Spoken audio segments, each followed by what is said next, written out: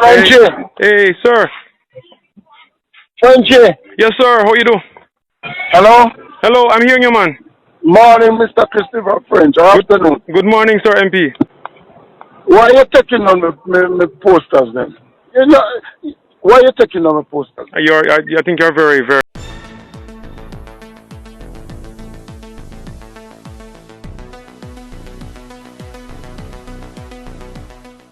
Bless up, ABR family and viewers. Welcome back to the channel. It's your girl, and Isabel Rose. And in this one, Christopher French, who recently crossed the floor from the People's National Party to the Jamaica Labour Party, in an audio being threatened by the MP Xavier Mayne before he was baptized on stage and being a part of the Jamaica Labour Party's camp. What a bangarangi. As well as we have the People's National Party candidate for Western Westmoreland, Ian Hayles, calling out the government to answer questions as it pertains to shock in the ganja industry. He wants to know if they are importing ganja in the country and who has the license importing the ganja into our country. Stay tuned for the details at hand. Don't forget to like, share, and subscribe to the channel. Frenchie. Hey, sir. Frenchie. Yes, sir. How you do? Hello? Hello, I'm hearing you, man. Morning, Mr. Christopher French. Afternoon. Good morning, sir, MP. Why are you taking on my posters then? You know, why are you taking on my posters? I think you're very, very, very, very extremely intelligent man. And more than that. No, why? Yeah, because I'm intelligent enough to know that you're not going to admit it. Right. Yes. So I'm saying to you, But hold on, don't do that. I am letting you know that I know that you are the ones pulling down my billboards. You see? And you don't put them up back and you see what's going to happen. You understand me? I have observed and I know that is you are the one taking them down. I hear you, sir. I hear you, sir. You can't say you didn't get the car. I hear you, sir. I hear you, Cool. I hear you. All best. So when you hear Mark Golin say, do not be perturbed of those who wants to cross the floor, because they say they have flaws and all, and they don't want anybody to speak to them about their flaws. And so who want go on? Him have a clearer way to see who is with him. Him don't want nobody around him where is not with him and pretending to be with him. And what happens when they keep removing a Danishka Williams posters on billboards? We never hear Danishka come out on the audio threatening anyone more than she asking politely for them to bring back her posters on billboards. She even questioned making a lot of reports even to the sitting MP. They've been tearing down my boards across the constituency. I've raised the issue multiple times, and I think I'm just at a point where I'm accepting that this is the type of politics that my opponent is about. The latest one was today, and it would have been today or late last night because I would have passed through the town last night to go back home, maybe after 9. So anywhere after there and early this morning, another one would have been torn down right across from the market in Charlton. So I send a message to all my comrades, stand firm. They can't calm me down, they can't bad me up, they can't bully me, and them can't intimidate me. So no matter what you see them try, comrades of Southwest St. Anne, stand firm. I am here with you. Office opening July 11. I will let you know where, when, and the time. Alright, so I don't know what the labor right them try.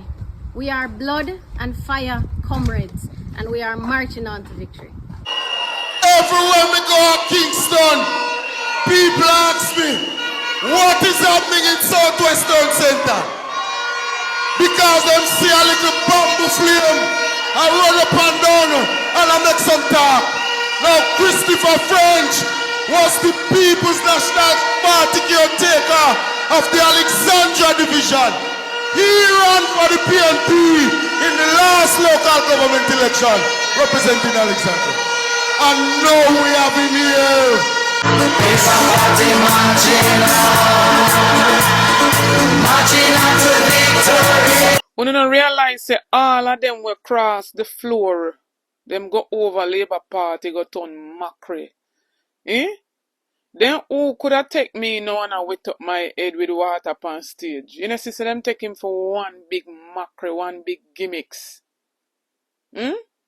This is the same man who it's alleged that he is a licensed electrician and he took money from customers to do work for them and he didn't complete their work. And it was the very same People's National Party who paid off that bill for him and allowed him to run as caretaker. And he lost in the local government election. And is to pay up his workers for the work that they have done.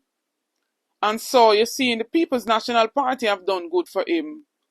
But he wishes to cross the floor and to paint a bad picture on the People's National Party. Will he ever tell the people that the People's National Party paid the customers whom he took their money and all? No, he won't do that. But nevertheless, make who want go on. We will not be perturbed. We are staying focused because we are marching on to progress. So as I speak now, the ganja industry in Jamaica is going through a shock. And it's a critical shock that it is going through. The government announced a couple months ago, I think or sometime earlier this year or last year, that they were importing 1 shipment of ganja into the country. I want to ask the government a question. Are you importing ganja in the country? 1. And 2 is the ganja being sold for 50,000 Jamaican dollars per pound, killing the local industry?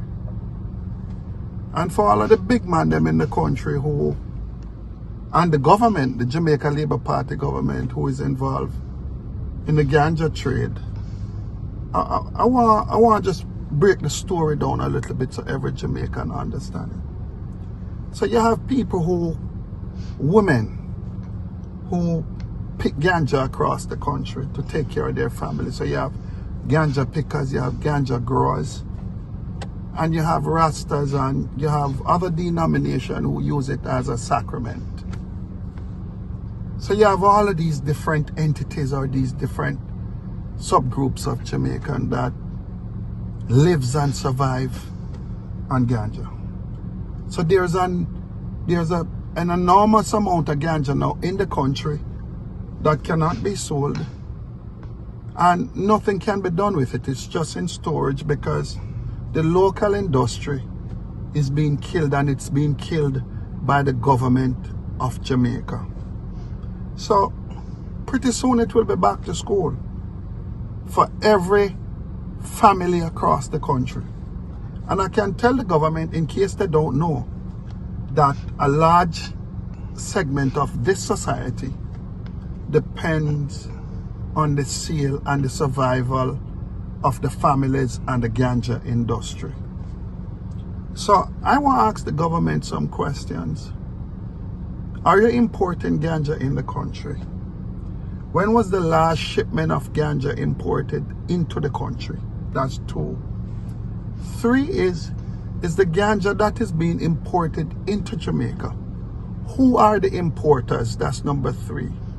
Number 4 is the price that it is being sold for on the market as we speak. Is it 50,000 Jamaican dollars a pound? Question 5, if it is being sold for $50,000 a pound, it's not competitive with the price on the local market. Is the government prepared? Is the Jamaica Labour Party government prepared to see an industry that has survived the test of times? Is the government prepared to see this industry fail? So sugar has failed, and the one little bright spot in this country, and it's not bright too bright again, because those that fought within the industry aren't the ones that are making huge profits from it, but they're still making a living. Is the government prepared for this industry to fail. And you know, I speak to people, I speak to Jamaicans in St. Elizabeth Center and Westmoreland who depend on the herb. And I just want to say to the government, look, do everything to protect this industry. Time come for you as the Jamaica Labour Party government to stop the importation of ganja.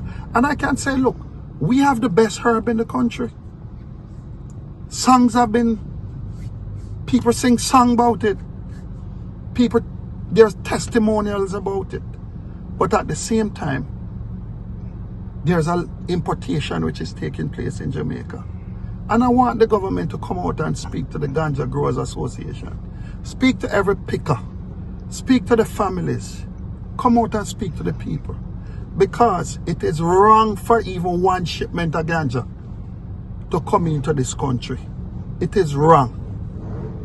But time come. Time come. And I want to say to all of you, you know, whether you're a picker, whether you're a farmer, I want to say to all of you, there's a difference between the PNP and the JLP.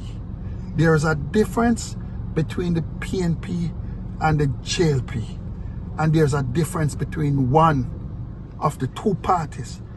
The PNP believes in creating a safety net, not to destroy you as the local farmer, the local picker. But it is time for those that fought and got to prison for the industry to have a fair shot at getting a license to produce and to ensure that the little market in Jamaica that they have, it can be protected. So I want the government to answer all of those questions for me. But help is on the way. So if you're a farmer or a picker, help is on the way pretty soon. I am quite sure that time come and time is just right around the corner. Anyhow, ABR family and viewers, when you hear it for yourself, when you heard from Ian Hayles there, when you heard the audio, right? The MP basically, you know, saying if French move no more and posters, but now that we see them baptize him over there, we don't know what I go on there, so maybe them polish off everything. Who knows? Maybe you wanna say in the comment section. Don't forget to like, share, and subscribe to the channel. On the road to 30k, please get this video to at least 7,000 likes. And do stay tuned for more videos. Stay tuned for more updates.